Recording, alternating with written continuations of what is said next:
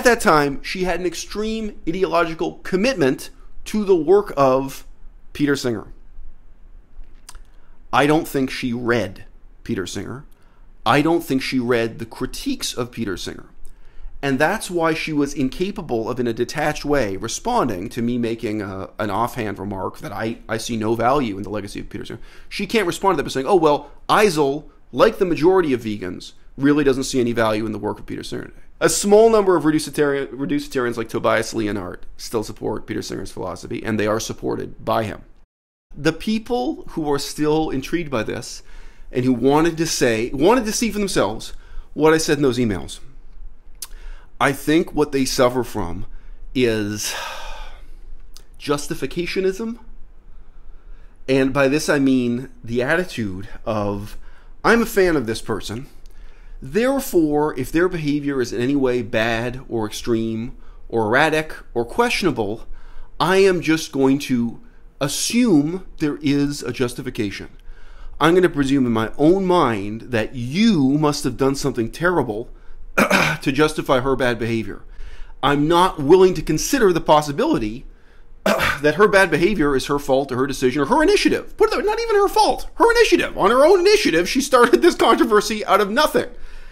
And here on YouTube, a lot of the time controversies start out of nothing. I mean, really, people like to disrespect my crew, but the fact is that you know my name and I don't know you. You may not believe me when I say a small number of passionate people in the audience want to hear me talk more about the controversy between myself and a natural vegan. It's a small number of people.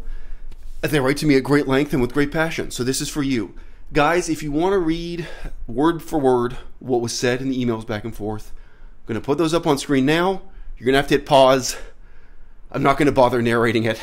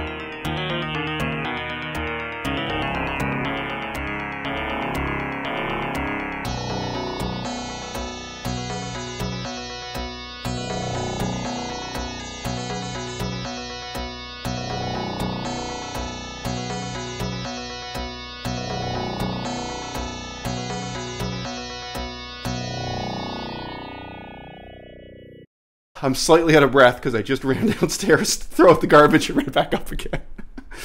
We're on the 5th floor, but it's a lot more than 5 ordinary flights of stairs. So, hashtag vegan, no heart attacks by 40. Well, I have 70% reduced chance of heart attack. It's not 100%.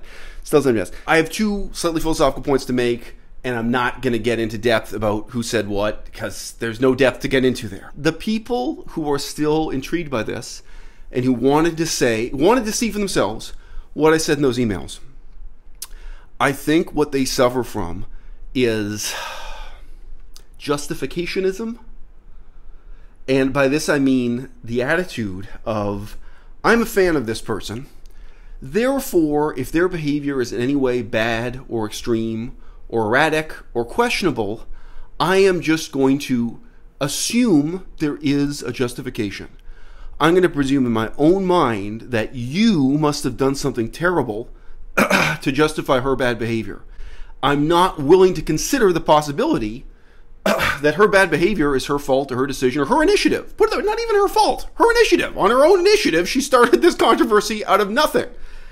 And here on YouTube, a lot of the time controversies start out of nothing. It's not hard to believe. You can look at this email for yourself. I do not think I was a jerk in responding to this. I showed my girlfriend this correspondence for the first time today. I don't think I went back and looked at this correspondence ever since I wrote it. I'd really forgotten what I said. Her response, she just said out loud, "What a bitch." She was not referring to me as a bitch. She was a bit shocked by the bitchiness of what Unnatural Vegan had to say to me. So it was real clear to me that Unnatural Vegan was going to make a hatchet job, an attack against me. I got that from the email correspondence she sent me, and I was right. She made this hatchet job. But still to this day, there are people in the audience who, because I've left this correspondence private, and she wanted to make it public. So she said that, like, oh, this should be shared with the public, as if there's something meaningful and significant here. So a lot of people just want to fill in justification. Whatever bad thing Unnatural Vegan did here, because I've proven now, it's boring, but blow by blow, that she's really lying about and misrepresenting and being unreasonable about what my position is and blah, blah, blah. But even if she's done something wrong, it must be that Eisel did something much worse in these private emails to provoke that and to justify her behavior. So when you read these emails, you tell me what I did that was so terrible. And even if it's terrible, like, okay, like, I'm guilty as charged. Like, her accusations against me are ridiculous. That I'm leading an echo chamber, that, you know, she said in the video that she compares me to a cult leader, my followers have a cult mentality. It's really, really extreme and unfair criticism. She says I'm the same as Durian Rider. She says I can't take criticism, when the whole scenario for this is I was offering her criticism and she couldn't take it. There are a lot of strange contradictions and ironies packaged in this. But look, even if I'm guilty, even if she's right about everything, it doesn't justify her behavior. And, you know, part of my feeling about this leads into my second and final point. This is the only thing I got to say. You know, Swayze wanted to blacken my character and denounce me and defame me in relation to my background as a scholar of Buddhism. And really, what I had to say in reply to that was, if you're going to do that, read my work. Actually look at the years of effort I put into Buddhism, and maybe you'll understand why X, Y, and Z is true. But maybe you'll have some appreciation for it. But hey, even if you hate it, then at least it's an informed critique. I'd value that. If someone reads my work on Buddhism, then makes a video saying what they think about it, great. But step one there is actually reading the work on Buddhism.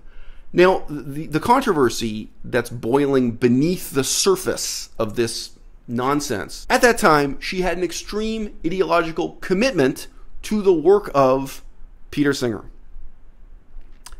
I don't think she read Peter Singer. I don't think she read the critiques of Peter Singer. And that's why she was incapable of, in a detached way, responding to me making an offhand remark that I see no value in the legacy of Peter Singer. She can't respond to that by saying, oh, well, Eisel, like the majority of vegans, really doesn't see any value in the work of Peter Singer today. But if you were to ask me today, how does my opinion of Swayze differ from what it was back then? Because if you've paused and read this email reply I sent to her, I say positively what I valued about her channel at that time. My opinion of her has changed. And I now really regard her as the intellectual equivalent of young women on Instagram who just want to have an easy life, who just want to have undeserved fame and adulation and money and attention because they're good looking. But the reality is, all too often, if you were going to stake your future, your career, on your looks alone, not singing, not dancing, not writing, directing, and producing your own cinema, not doing stand-up comedy. I mean, if you do any of those things, your looks matter less. If you do stand-up comedy, you can be quite ugly and still be successful.